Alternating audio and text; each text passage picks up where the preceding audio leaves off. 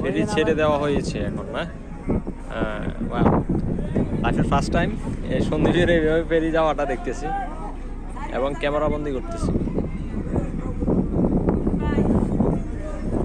আমাদের থেকে দূর হয়ে যাচ্ছে আরেকটা, এটা যাচ্ছে, এটা হচ্ছে বালি তুলে যে এগুলা না, শিব আরেকটা আচ্ছা। এই ফিলিংসটা অন্যরকম না, কত গুলি টাচ করিচ্ছে, গুলি লেগে তুমি টাচ লেগে সরিয়ে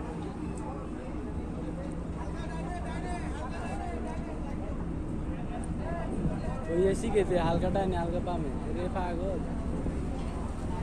আজ ফেরি বহুত বড় ভাই, এত বড় একখান আনলে কি অবস্থা? বড় আছে হ্যাঁ, বহুত বড় তো।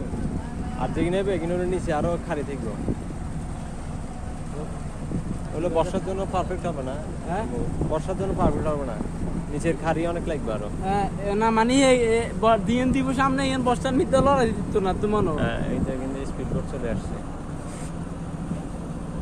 ওই আরেকটা দেখান, ওইটা হচ্ছে আমাদের পুরাতনটা, ওই পুরাতন জাহাজ আর কি ওইটা। ও হ্যাঁ, এটা তো শিব, আমাদের পুরাতন শিব যেটা, এটা যাক সব মিলে একটা সুন্দর সন্দ্বীপ হোক, সন্দ্বীপটা এরকম থাকুক। তবে এইখানে যে মাটি ভাঙ্গনগুলো, এগুলোর কারণে বর্ষাতে অনেক সমস্যা হবে।